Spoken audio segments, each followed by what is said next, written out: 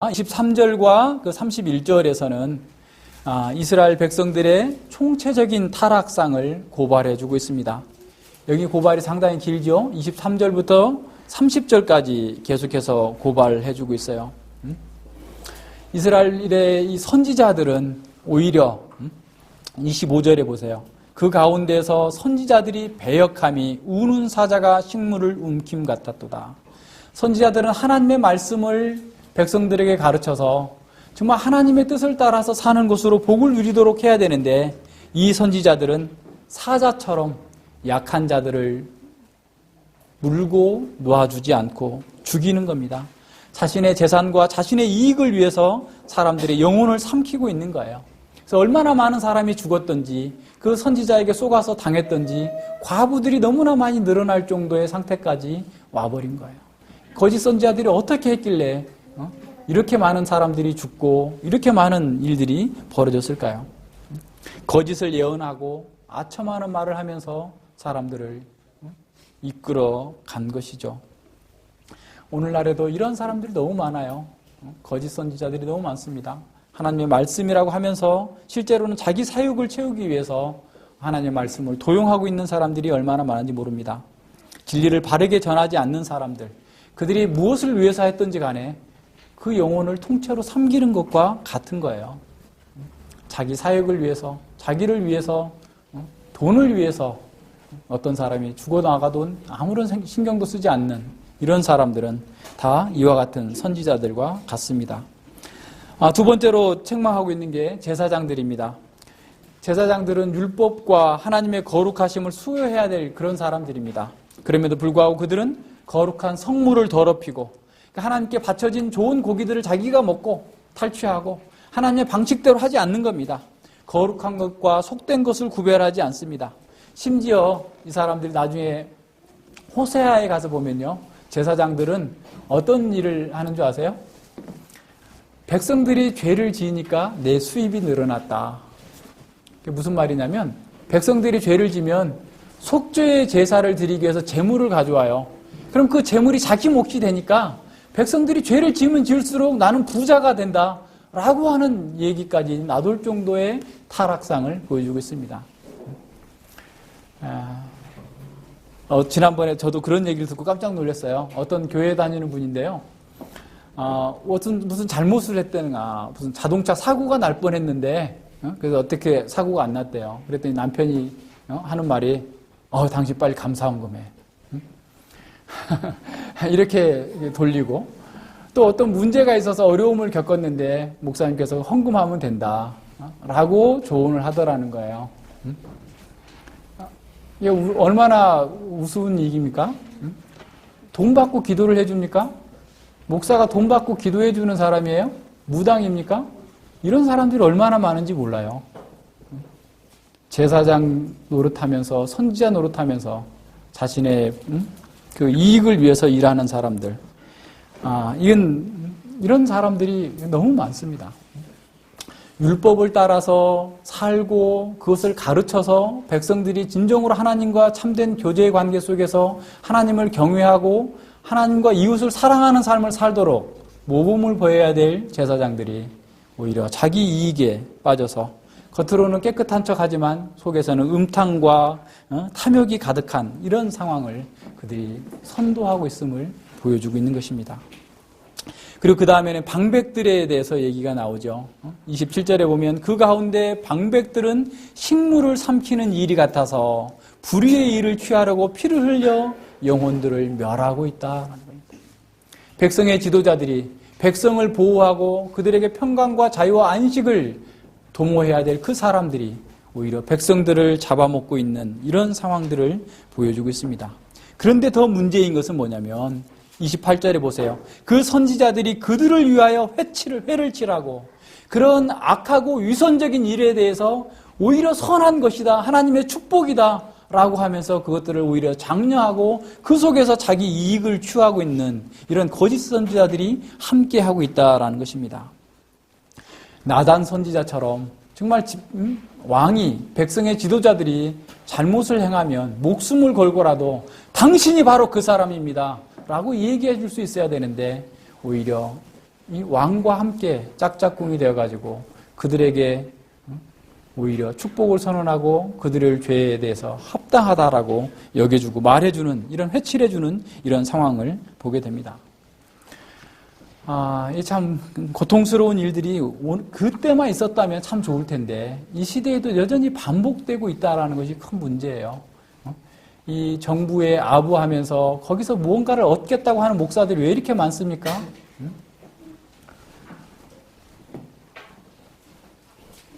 정말 소리를 내야 될 때는 벙어리 개처럼 아무 얘기도 하지 않고 자기 이익에 관한 한 현상 유지가 자기에게 이익이 된다고 하면 아무 얘기도 하지 않고 다른 사람에게도 침묵을 강요하는 이러한 사람들이 오늘 우리 시대에도 여전히 많이 있음을 보게 됩니다. 이러한 사람들은 자신의 이익을 위해서라면 어떤 짓도 할 수 있는 것이죠. 공의로 판단하지 않습니다. 하나님의 말씀으로 판단하지 않고 자신에게 이것이 이익이 되느냐 안 되느냐 여기에 따라서 살고 있는 것이죠. 이것이 이스라엘 백성들이 멸망할 수밖에 없었던 그런 이유들입니다. 세월호의 어떤 그 피해자 그 가족 중에 그 어떤 분이 그런 얘기를 한 것이 제 인터넷에 나와서 봤습니다. 언론이 초기에 한 3일 동안만이라도 제대로 된 보도를 했다면 정부가 이렇게 대처하지 않았을 겁니다. 언론이 계속해서 정부가 써주는 대로 그걸 그냥 계속 읽다 보니까 제대로 된 비판의 기능을 하지 못하다 보니까 아이들이 살 수 있었을 수도 있는데 아무런 대처가 안 돼가 초동 대처가 늦어가지고 다 죽게 되었다라고 하면서 울부짖는 그런 영상을 보았는데 사실 교회가 제대로 얘기할 수 있는 교회가 해야 되죠. 하나님의 말씀을 따라서 우리의 이익이 아니라 하나님의 공의를 드러내고 선언해 주는 것이 교회의 역할입니다. 그러지 못했기 때문에 이스라엘은 이 지경까지 가게 된 겁니다. 지도자일 뿐만 아닙니다. 백성이 더 안 그러겠어요? 지도자가 그러면 백성들은 안 그러나요? 더 하죠. 똑같죠. 29절에 보세요. 이 땅의 백성은 강포하며 약탈하며 가난하고 궁핍한 자를 압제하며 그 속에서 또다시 또 사람들을 계속 물고 물리는 이런 상태, 불의가 가득한 이런 세계가 되어버린 겁니다. 정글의 법칙이 통하는 사회가 되어버린 거예요. 무조건 힘 가진 자가 다 먹는다라고 하는 이런 상태가 되어버린 것이죠. 하나님의 나라에서 이러한 일들이 웬일입니까? 백성들과 지도자들이 다 하나같이 하나님을 버리고 자기 이익을 쫓아서 살면서 이 상황까지 되어버린 겁니다. 하나님의 나라가 가나안처럼 되어버렸고 하나님의 나라가 소돔과 같이 되어버렸습니다. 이런 상황에서 하나님께서는 이 나라를 구원해 줄 사람이 있을지를 찾습니다. 30절 보십시오. 이 땅을 위하여 성을 쌓으며 성 무너진 데를 막아서서 나로 멸하지 못하게 할 사람을 내가 그 가운데서 찾다가 얻지 못한 거로. 출애굽한 이스라엘 백성들이 금송아지를 만들어 섬겼을 때 하나님 그들을 다 멸하시고자 했을 때 모세가 나서서 하나님 저를 죽이십시오. 저를 생명책에서 제하해버리시더라도 하나님의 영광을 위하여서 저들은 살려주십시오. 라고 중보했던 그런 중보자가 지금 이렇게 망해가는 이 이스라엘 사회에는 한 명도 없다라는 거예요. 소돔을 멸할 때 의인 10명이 없어서 소돔이 멸했다고 한다면 이 소돔보다 더 큰 소돔인 예루살렘은 한 사람도 그렇게 나서서 기도할 사람이 없다라고 탄식하고 있는 것을 보게 됩니다. 그래서 이 성읍은 더러운 성읍이 되어버렸다. 더 이상 어느 누구도 하나님의 이 진노의 불에서 성벽 무너진 데서 멸망할 그 상태 속에서 구원할 자가 없음을 이렇게 선언하고 있습니다. 31절에서 하나님께서는 최종 심판을 또 선언하십니다. 내가 내 분으로 그 위에 쏟으며 내 진노의 불로 멸하여 그 행위대로 그 머리에 보응하였느니라. 앞으로 하실 것이지만 과거 완령으로 확정적으로 말씀해 주고 있는 거예요. 하나님의 엄청난 분노가 예루살렘에 임하게 될 것입니다. 예루살렘이 멸망하는 것은 바벨론이 강해서가 아닙니다. 그들이 대처를 잘못했기 때문이 아닙니다. 외교를 잘못해서가 아닙니다. 그들이 하나님께 범죄했기 때문에 이렇게 멸망을 당할 수밖에 없는 것입니다. 시편 48편에 보면 시온성에 대해서 이렇게 찬양합니다. 오히려 이 하나님에 대한 찬양과 시온에 대한 찬양이 동시에 일어나고 있어요. 그거 한번 볼게요. 시편 48편 1절과 3절입니다. 우리 하나님의 성읍이며 시온산은 그의 거룩한 산으로 유일하게 하나님의 거룩한 임재가 있는 곳이었기 때문에 하나님 찬양하고 시온산에 대해서도 이렇게 찬양하고 있습니다. 거룩한 장소가 되어야 됩니다. 시편 24편 3절에서도 여호와의 산에 오를 자 누구며 시온산 예루살렘 성을 얘기하는 거예요. 그 거룩한 것에 설 자가 누군고 이 거룩함을 지켜야 될 이 모든 이스라엘 백성과 지도자들이 오히려 하나님을 저버리자 이 성이 더러운 성읍이 되어버린 겁니다. 전적으로 거룩했던 성읍이 전적으로 부패하고 더러운 성읍이 되어버린 것이죠. 지리적으로, 정치적으로, 신학적으로 유다의 침장부였던 예루살렘은 그 죄로 인하여서 철저하게 부패되고 찢기와 같이 쓰레기와 같이 되어버린 상태입니다. 시편 46편 5절에서는 하나님이 그 성 중에 거하심에 그 성이 요동치 아니할 것이다 라고 말씀하고 있는데 이 예루살렘 성이 이렇게 타락하고 부패하고 찢기와 같이 하나님의 진노의 불을 받아야만 되는 이런 상황 속에 처하게 됩니다. 하나님의 진노는 사실 하나님의 사랑에서 온 겁니다. 하나님께서 사랑하시기 때문에 그 사랑을 배반한 자에 대해서는 이렇게 끔찍하게 하나님께서 징벌하시는 겁니다.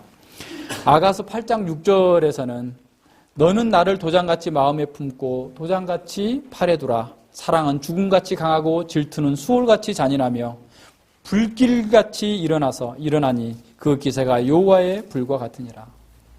사랑과 죽음은 모두가 거부할 수 없다는 면에서 강합니다. 똑같습니다. 진정한 사랑은 바로 이와 같은 질투를 포함할 수밖에 없는 것이죠. 하나님의 사랑을 배반하고 자기 영광과 또 간음해버린 이러한 이스라엘 백성들에 대하여서 하나님께서는 진노하시는 겁니다. 모차르트에 대한 영화에 보면 그 레퀴엠이라고 하는 그런 곡이 나오죠. 거기에 진노의 날이라고 하는 그런 그 라틴어 찬송가가 나옵니다. 디에스 이아레가 계속 그냥 합창으로 쾅쾅쾅쾅쾅 울리는데 그게 우리는 라틴어를 모르니까 무슨 말인고 했는데 그런 곡을 이제 한국말로 번역하면 이와 같은 그 번역이 나옵니다. 진노의 날, 그 탄식의 날, 하늘과 땅이 죄로 변하였도다. 사람의 가슴을 찢는 두려움이여 어느 때에 하늘로부터 심판주가 내려올고 그의 판결에 모두 매였도다. 신비한 나팔 소리가 울리며 지상의 무덤가를 지나치며 모든 사람들은 그 보좌 앞에 세우도다. 죽은 자가 일어나며 자연이 흔들리고 모든 피조물이 깨어나니 심판주에게 답이 있음이라.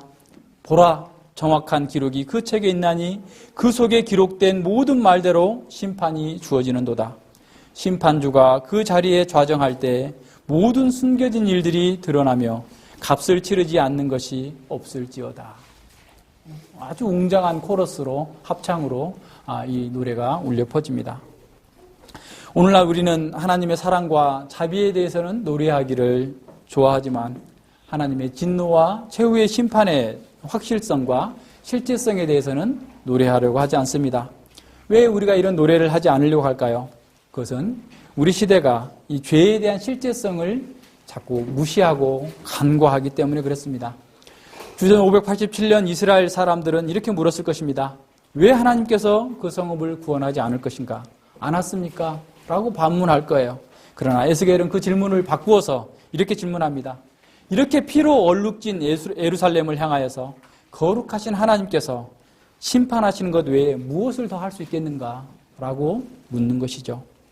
에스겔의 임무는 이 죄의 참혹한 실상과 그것에 대한 하나님의 처분을 보여주는 것입니다. 오늘날 사람들은 그 죄를 우리의 실존적인 삶에서 분리하려고 합니다. 죄를 어떤 기능장애나 심리적인 연약성이라고 규정합니다. 심리학을 하는 분들은 죄라는 말, 도둑질이라는 말 하지 마라 이렇게 말합니다. 도둑질이 아니고 뭡니까? 훔쳤다, 왜 그렇게 말을 하면 안 됩니까? 그것은 이미 도덕적인 심판자로서의 판단이 들어갔기 때문에 그렇게 말하면 안 된다는 거예요. 그럼 왜 훔쳤는데요? 걔는 사랑이 부족하기 때문에. 사랑해주면 훔치지 않는 거예요. 그럼 사랑해주면 훔치지 않을까요? 오늘 우리 시대는 죄라는 말 자체를 아예 듣고자 하질 않습니다. 다 상담학도 계속해서 사람을 높여주는 거예요. 상처받아서 그래, 상처받아서 그래 등등의 얘기를 하면서 사람들이 죄인이라는 사실을 인정하려고 하지 않습니다. 과거에는 그 죄라고 정죄되던 그런 생활 방식이 지금은 대안적 생활 방식이다라고 생각을 하는 거죠. 꼭 뭐 이성애만 해야 돼? 동성애도 대안적 생활 방식이야 라고 사람들은 얘기합니다. 아예 교과서에까지 그렇게 얘기를 하고 있는 거죠. 이 우리 문화가 이제는 비정상이 이제 정상화 돼버린 거예요. 그래서 정상은 몇 가지인지 뭐 대부분이 다 정상인 것이 된 것이죠. 그런데 문제는 그러한 판단 기준이 교회에까지 그대로 들어와 있다는 겁니다. 교회에서도 세상 사람들의 판단 기준으로 그렇게 얘기하는 거예요. 그래서 설교 중에서도 죄라는 얘기를 하지 않게 되고요. 죄에 대해서 설교하거나 율법에 대해서 설교하는 것을 찾아보기 힘든 그런 시대가 되었습니다.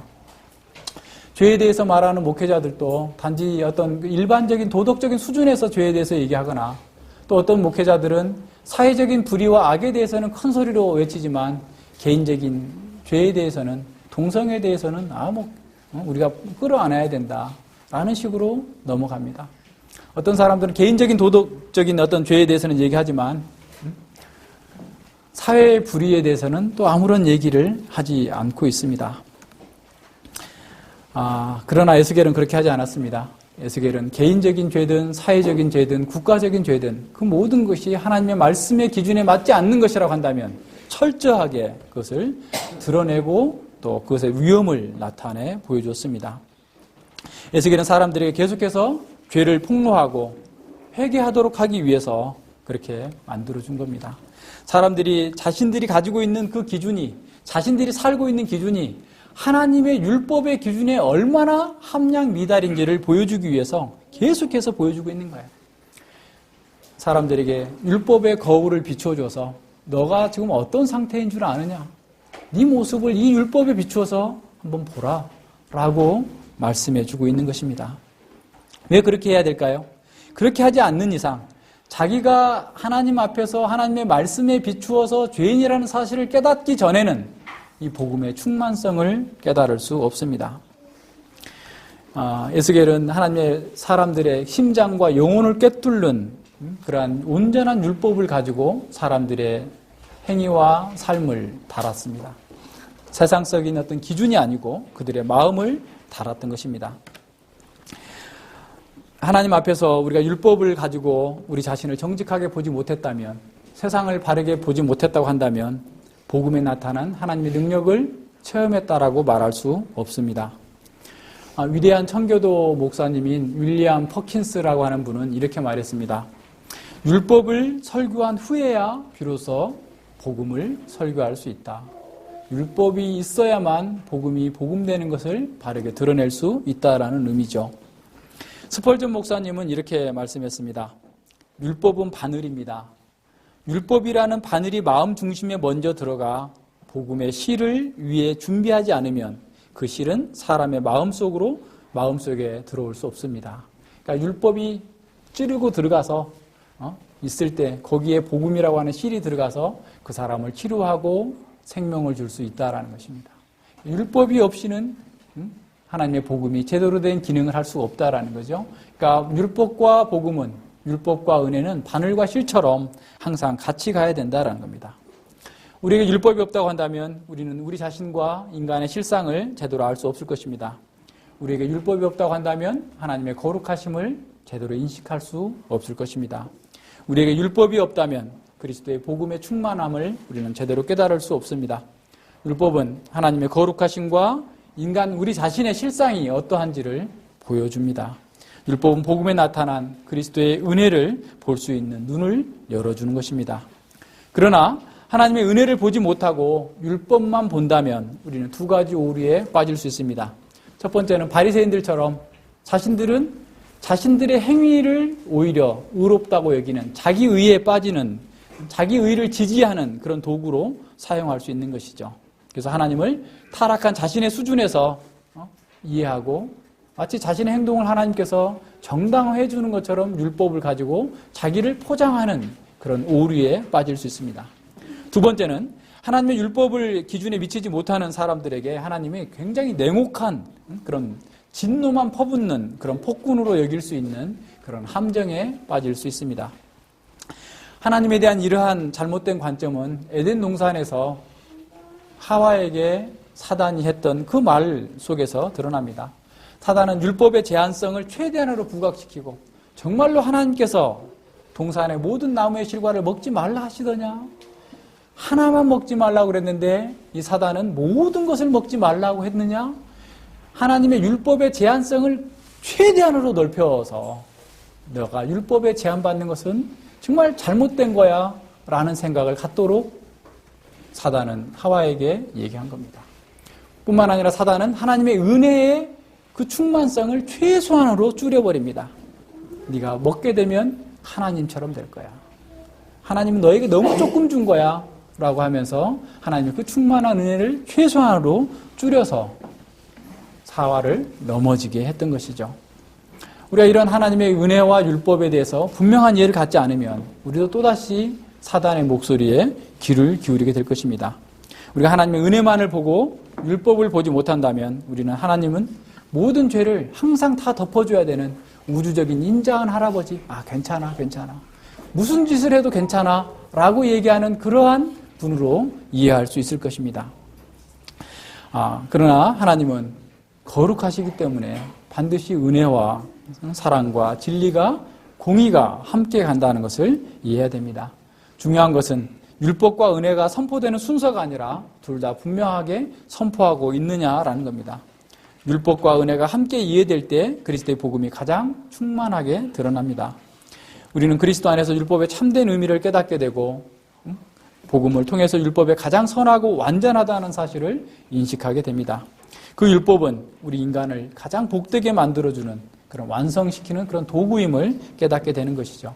그러나 이러한 율법마저도 죄가 들어와서 각양 탐심을 이루고 오히려 사망을 이르게 하는 이런 상태에 빠져 있기 때문에 어느 누구도 율법 그 자체만 가지고서는 죄와 사망을 극복해낼 수 없는 상황에 처하게 된 겁니다.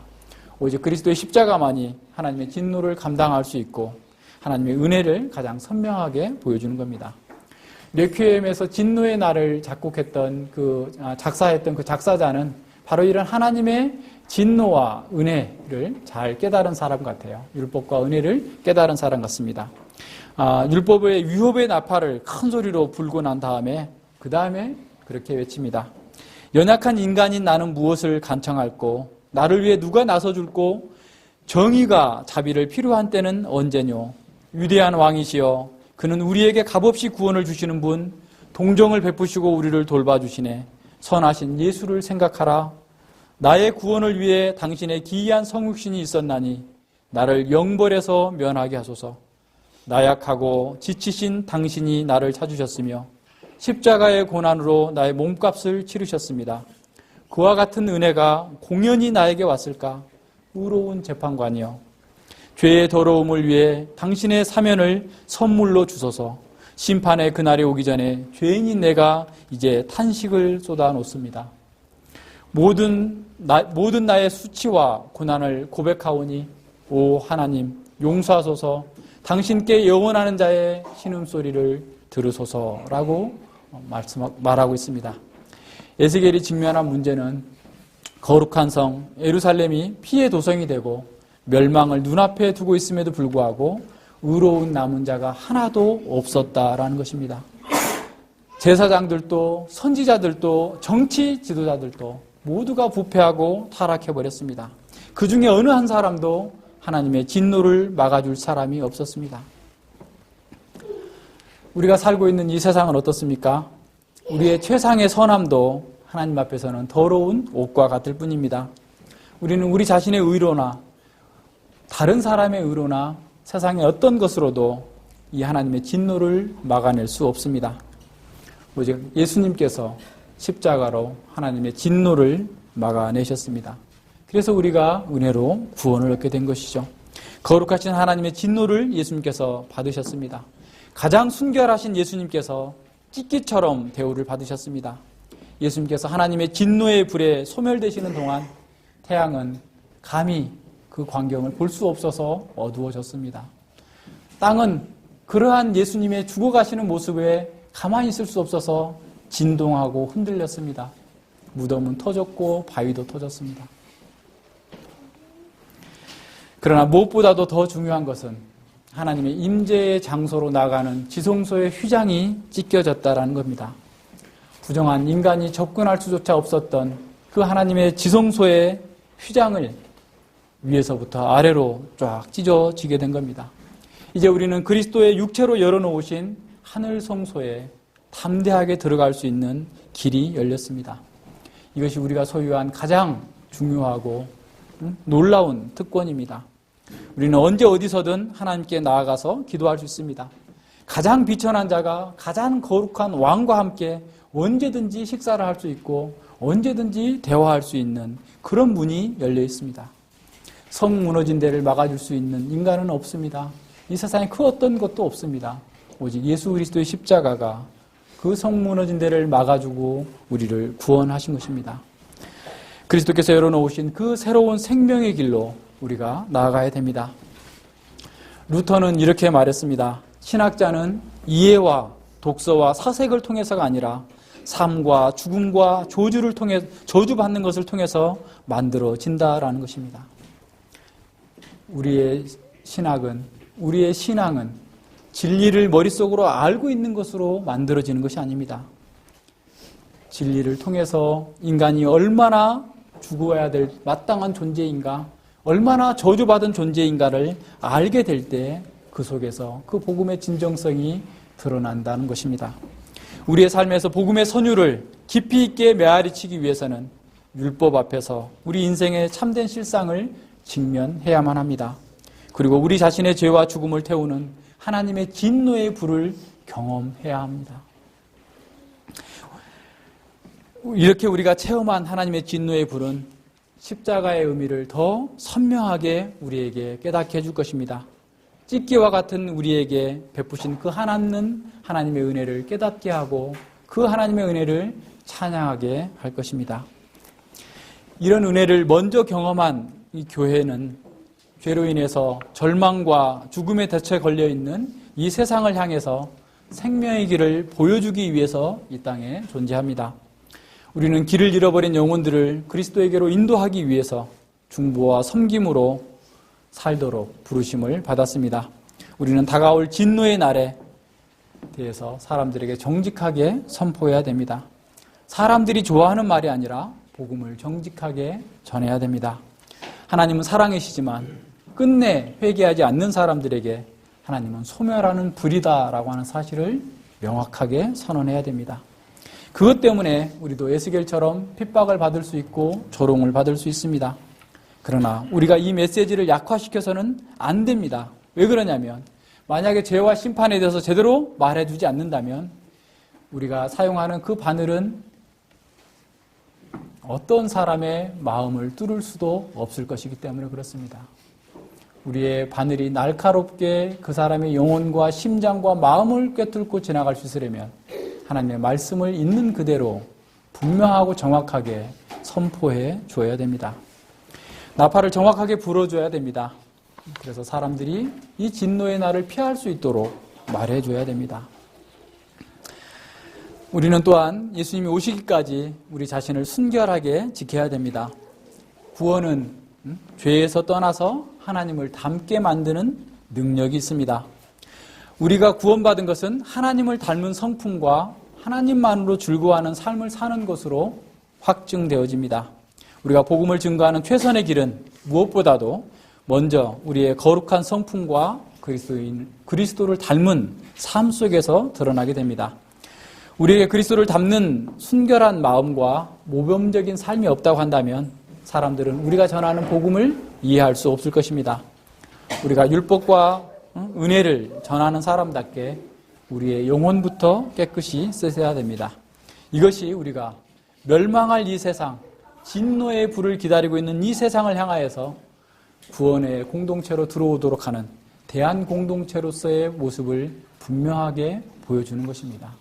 우리의 삶을 통해서, 우리의 말을 통해서 하나님의 택하신 백성들이 진노의 불을 피하고 하나님께로 나올 수 있기를 우리는 더 기도하고 더 우리 자신을 낮춰야 되겠습니다.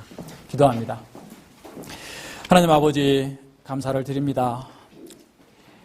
이스라엘이, 하나님의 택한 백성이, 하나님의 택한 예루살렘이 이처럼 더러워지고 피의 성이 되고 부패한 것을 보면서 참으로 우리 자신을 다시 한번 그 말씀 앞에 비추어 봅니다.